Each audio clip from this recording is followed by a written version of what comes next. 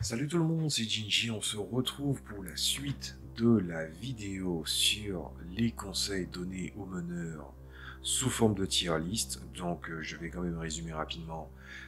C'est des conseils donnés aux meneurs de jeu et en fonction de la pertinence, on le range de S à D. On a traité les pires, donc ceux qui étaient de rang D. Et là, on va poursuivre en traitant ceux de rang C. Donc sans plus attendre, allons-y. Voilà, donc ça c'est foutu. Voilà, merci. Donc, alors, ensuite, on va, en fait, il faut lire de droite à gauche. Voilà, ceux qui se rapprochent de la lettre en question du rang, c'est les plus importants, et les moins importants sont ceux qui sont au bout. Alors, créer de la tension et des conflits. Alors, créer de la tension et des conflits, cela va de soi. Et la raison pour laquelle je crois que je l'ai mis en dernier, c'est parce que je trouvais que c'était un conseil qui n'était pas flou, qui n'était pas non plus circonstanciel. Je pense que cela va de soi qu'on peut créer de la tension et des conflits, mais là, ce qui va définir en fait la tension et les conflits, c'est pas mal d'éléments qui vont opérer dans le système de jeu et dans ce qui va être raconté plus qu'autre chose. C'est-à-dire que la tension d'une team qui a décidé de faire de l'OSR dans un donjon avec une équipe classique composée de classes différentes et qui vont essayer une fois de plus d'avancer dans le donjon en essayant de ne pas tomber, donc plutôt de ne pas voir tomber sur leur tête un cube de gelée. Ça peut être de la tension vis-à-vis de ce qui est attendu de ce type, en fait, de ce type de lieu. Mais la tension et les conflits peuvent prendre différentes formes et que ça dépend bien évidemment du type de jeu en question. Donc c'est surtout un rappel pour expliquer que ça dépend du type de jeu, mais que les conflits sont des choses qui sont omniprésentes dans le jeu de rôle, puisque le jeu de rôle, ce n'est pas une simulation de vie, ce n'est pas non plus l'histoire euh, conséquente d'une équipe de garissous qui traverse la vie comme un long fleuve tranquille. L'ADN même, la structure même de la machinerie du jeu de rôle, c'est les conflits et dont les rouages, c'est le verbe. J'avais tendance à dire ça, je le maintiens toujours. Donc, c'est un conseil, il est là, quoi. Il est là. C'est la moyenne basse. Voilà. Ensuite, le prochain, c'est prendre des feedbacks et ajuster. Je l'ai mis en moyenne basse parce que ça dépend. Mais ça dépend juste du fait que dans quel contexte tu as reçu les choses. Et surtout, on s'est très sous-estimé de la part des gens qui font des tier lists comme ça, c'est qui t'a donné ce conseil. Je pense que les trois trucs que tu dois te poser quand tu as un feedback, c'est qui t'a donné ce conseil, quel était le contexte dans lequel il te l'a donné, et surtout, dans l'application de ce qui a été exécuté, est-ce que tu sens qu'il y a une corrélation entre ce qui a été dit et ce qui s'est vraiment passé? On va prendre un exemple. Je vais prendre un exemple qui me touche en particulier. La dernière session que j'ai fait avec des gens et qui se sont mal passés, j'ai présenté Blue Rose. J'ai fait jouer le truc dans l'univers de The Elder Scrolls. Ça s'était très très mal passé. Il y avait pas mal de choses que j'avais pris par-dessus la jambe aussi, puisque reconnaître ses torts, c'est déjà un bon début. Mais une des raisons pour lesquelles certaines choses n'ont pas marché aussi, et aussi qu'il y a eu des joueurs insatisfaits, c'est qu'il y a littéralement un des joueurs qui m'a dit que j'aurais dû faire le train fantôme, c'est-à-dire que ils font des choses extraordinaires, il fallait leur en mettre plein la vue, il fallait truquer les résultats. Littéralement, une personne m'a dit ça. Donc on va écarter ça parce que c'est très facile. Mais cette personne voulait avant tout faire du donjon 5e, alors que j'y m'ai précisé. le système ressemble à celui de Donjons et Dragons, mais ce n'est pas Donjons et Dragons. Il y a un équilibre entre l'exploration, le roleplay, le combat. Une égale importance, pas une présence. Vous allez voir ça avec dans la vidéo qui sera liée au rang B. Et de l'autre côté, il y avait un joueur qui persistait à faire des choses qu'il ne devrait pas faire et qui étaient compliquées, parce que la personne voulait une expérience OSR, parce qu'elle vient de, oui, 40 ans d'expérience dans le JDR, etc., etc. Faites attention au retour que vous avez. Ce qui est important quand vous devez prendre un retour, je suis quelqu'un qui a quand même l'oreille attentive, je suis prêt à écouter ce que de nombreux meneurs ont à dire, ce que de nombreux joueurs ont eu à dire, les nombreuses parties où ça s'est bien passé, les nombreuses parties où ça s'est mal passé, mais à la fin, il faut savoir qui a dit quoi, dans quel contexte ils étaient, dans quel contexte ça a été dit, et surtout, le plus important, est-ce que vous pouvez corréler le conseil qui a été donné et le dérouler. Voilà. Une gymnastique qui a l'air compliquée quand on l'explique, mais qui est plus facile à appliquer quand on se focalise juste sur les 3 éléments essentiels. Qu'il a dit, dans quel contexte, quelle est la corrélation entre ce qui s'est passé et ce qui a été dit. Et ça passe. Je fais quand même une petite parenthèse qui sera très importante, surtout à destination des jeunes meneurs de jeu. Gardez en tête que tous les éléments de la tier list, vous ne devez pas, personne ne garderait en mémoire à 100% de manière constante tous les éléments des tier list, de la tier list là, ou les conseils donnés en général. Il y a des fois où on oublie d'appliquer des beaux conseils qu'on a nous-mêmes donnés. L'erreur est humaine. C'est ce qu'on dit en tout cas. Voilà.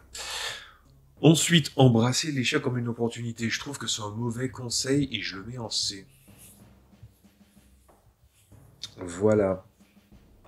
Quand ça réussit, c'est très bien aussi. Qu'est-ce qui fait que quelque chose a échoué? Par exemple, une session peut s'être mal passée, où en fait on a l'impression qu'on a échoué à certaines choses, ou que le scénario s'est juste mal passé dans le sens où il a eu une mauvaise conclusion pour les joueurs. Embrasser l'échec comme une opportunité, ça veut à la fois tout et rien dire. Ça, c'est un conseil de développement personnel, ça. Voilà.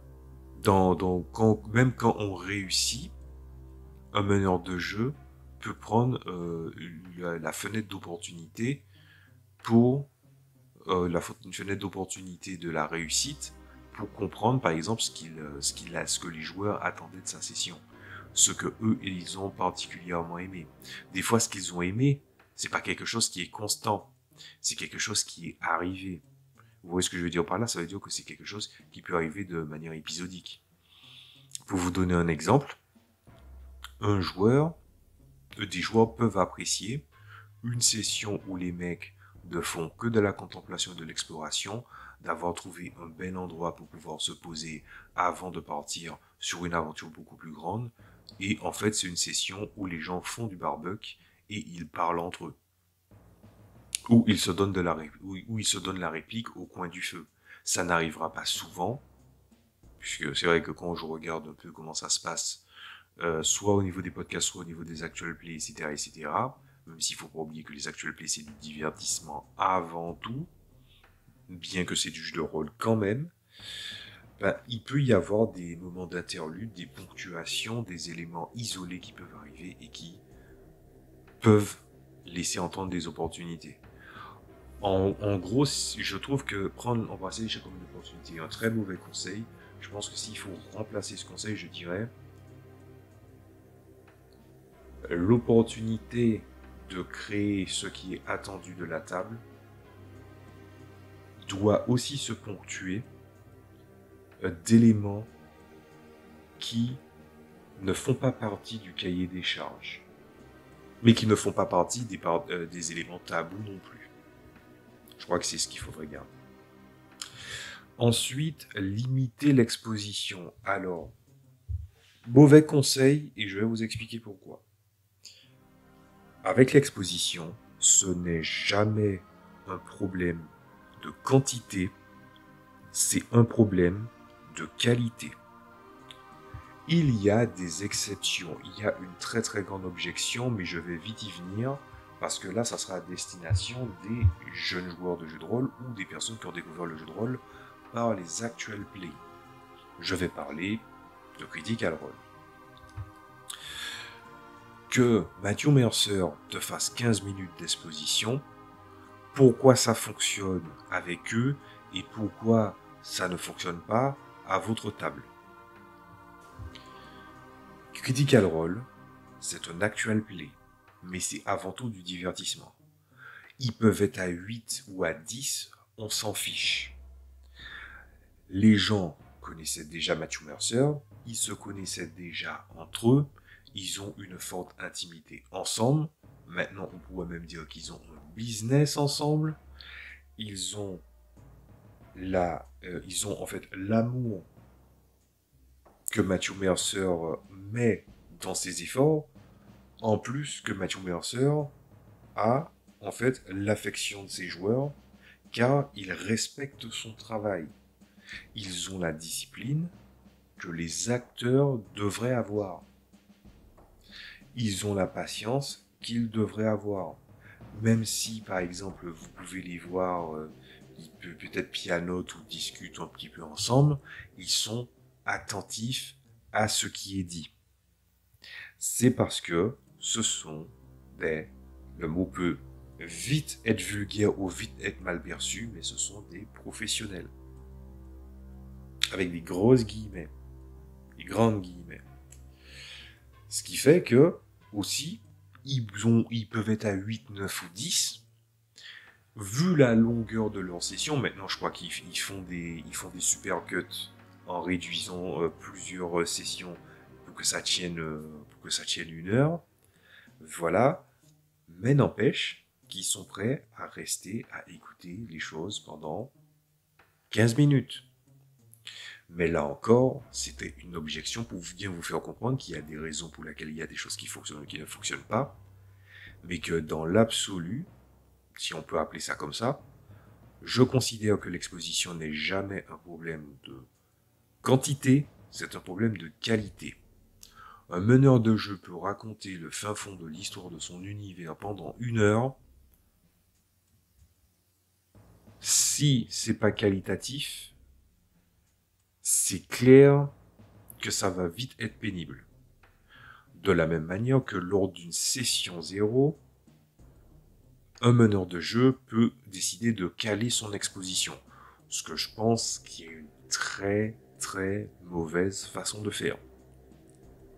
Évidemment, quand tu fais une session 0, t'expliques l'univers, mais tu l'expliques vite, tu expliques ce que les gens vont y voir, ce qu'ils vont pas y voir, ce qui est attendu, ce qui ne sera pas attendu, quels sont les éléments qui vont changer vis-à-vis du genre fictif auquel il appartient.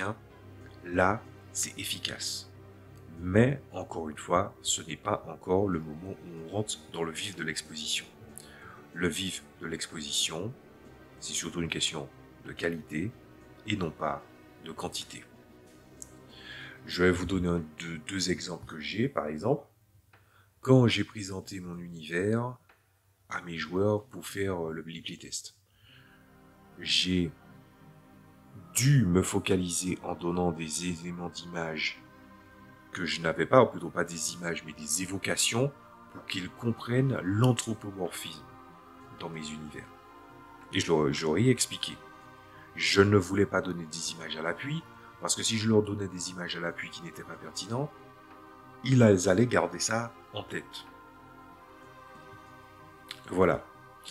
Et de la même manière, j'ai dû faire une exposition en début de campagne à un moment où les joueurs ont dû, en fait, on parlait à un armurier dans le sens où c'était la personne qui distribue les armes.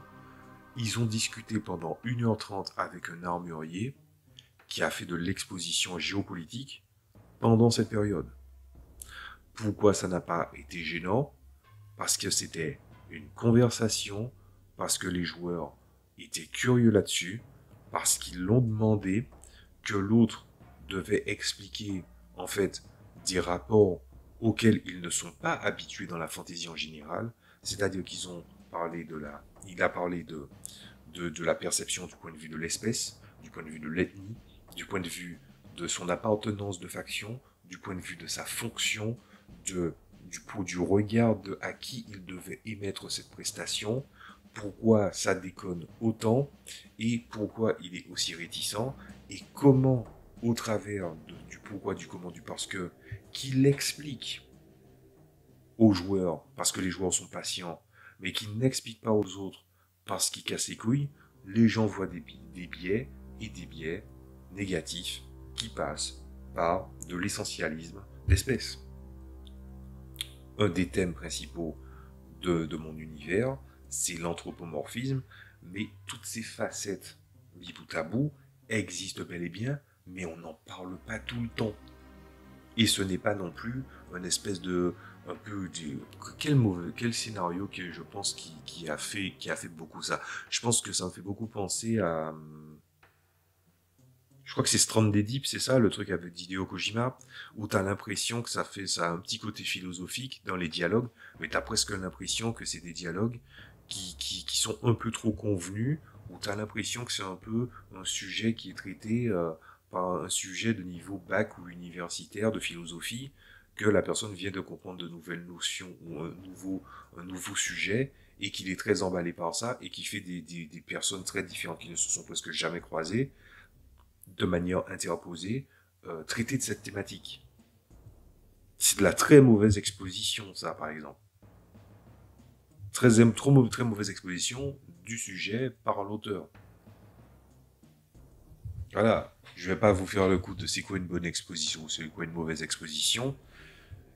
Je pense qu'on a déjà un début de réponse. La thématique, la pertinence et surtout la capacité des joueurs à accepter certaines choses qui seraient prêts à entendre, ou par extension leur curiosité, vont venir fédérer l'exposition. Limiter l'exposition n'est pas un mauvais conseil. Enfin, limiter l'exposition est un mauvais conseil parce que ce n'est jamais que un problème de qualité. La quantité n'est pas un problème par rapport à ça. Et si vraiment limiter l'exposition devait être considéré comme un bon conseil, pourquoi, quand des joueurs viennent à poser la question, qu'est-ce que je peux faire pour plaire à mon meneur de jeu ou faire plaisir à mon meneur de jeu, on leur répond, c'est simple. Fais-lui faire de l'exposition ou parler de l'univers. Pourquoi ce conseil-là revient? Pourquoi cette suggestion-là revient souvent? C'est pas pour rien. Donc limiter l'exposition, c'est un mauvais conseil. Ça sera toujours un problème de qualité, non pas de quantité. Voilà. Tu peux faire des sessions où les gens sont à huis clos, ils parlent pendant 3 heures de session, et c'est une excellente partie. Ça dépend aussi de ce qui est attendu à la table. C'est pour ça que la réceptivité fait partie même de l'ADN qui permet de détecter qu'est-ce qu'une bonne ou une mauvaise exposition. Et là, ce n'est pas la qualité ou la quantité, c'est est-ce que c'est une bonne ou une mauvaise exposition. Et puis ensuite, le dernier, éviter les rails. Là encore, je pense que je l'ai mis à peu près au même niveau. Je pense même que j'ai hésité à mettre un devant l'autre. Puisque, encore une fois, je l'ai expliqué dans la vidéo précédente, donc je ne vais pas m'étendre longtemps là-dessus. Il y a une différence entre faire des scénarios, des campagnes ou des choses à rails, plutôt que de faire du dirigisme. Comme dans la vidéo précédente, j'ai parlé du dirigisme, je ne vais pas m'étendre là-dessus. Mais décider de restreindre les choses et de se focaliser en limitant l'interactivité et en poussant, en fait, en mettant en valeur certains éléments qui permettront de passer aux étapes suivantes, n'est pas un mal. Pendant un moment, j'avais confondu, il y a des années, le dirigisme et les rails. Ce n'est pas du tout la même chose. Éviter les rails est un mauvais conseil. Parce qu'en fait, même moi qui n'utilise pas des rails, c'est pour ça que j'ai créé cette méthode que j'appelle la méthode du cône, que je vais faire une vidéo remake là-dessus. C'est parce que c'est une autre méthode de narration, mais qui aussi garde un aspect où en fait l'interactivité, elle est limitée, mais elle est limitée sur un autre plan. Par exemple, les rails, c'est l'interactivité des différents éléments qui sont présents et qui sont exposés, tandis que la méthode du cône, c'est plutôt que la limitation, elle est affranchie, la limitation, elle est affranchie sur le point précédent, mais que les événements, ou plutôt les choses qui sont essentielles à faire dans un scénario, dans un arc narratif, se font par étapes, c'est-à-dire quel est le niveau d'importance de ce qui doit être fait. Est-ce que c'est limité dans le temps? Si c'est limité dans le temps, quelles sont les conséquences? Et quelles sont les difficultés à surmonter? Et quoi qu'il arrive, en arrivant au bout, là où tu te positionnes au moment où la condition a été remplie, n'importe pas tellement, c'est est-ce que les choses ont été remplies. Voilà. Donc, éviter les rails, c'est un mauvais conseil. D'autant plus que si vous êtes jeune meneur de jeu, je pourrais même aller par extension en vous disant, vous devez être capable de construire quelque chose dans un cadre que vous avez fait. Des fois, quand les gens parlent de la thématique du bac à sable dans le JDR, ils pensent toujours à un cadre aussi. Parce qu'un bac à sable, des fois, ce n'est jamais qu'un cadre avec du sable dedans. Non. Le cadre, dites-vous que c'est un cadre d'expression. Imaginez une toile. Vous êtes en train de peindre dans la toile, vous ne la dépassez pas. Tout ce qui va être construit va être construit à l'intérieur, il ne va pas être construit sur les bords, il ne va pas être construit à l'extérieur, il va encadrer tout ça. Et faire du scénario à rail, c'est travailler selon un certain cadre, un cadre qui n'échappe pas à votre vigilance, qui n'échappe pas à vos observations ou à vos moyens d'exécution. Je ne vois pas pourquoi on dit qu'il faut éviter le railroading. Je ne construis pas des rails parce que j'ai trouvé d'autres méthodes, ou encore que ça m'arrive, j'assume le fait de temps en temps de faire des scénarios bac à sable, mais aussi parce que je peux passer facilement à un moment où en fait les premières sessions de la campagne c'est du bac à sable, puis un arc narratif, puis un arc personnel, puis un scénario isolé, puis il y a une mission à faire où les joueurs l'ont totalement choisi et il n'y a pas de problème. Mais éviter le railroading, je pense que c'est un très mauvais conseil. Voilà. C'est juste que il n'est pas en D parce qu'il est, comment dire ça, il n'est pas absurde.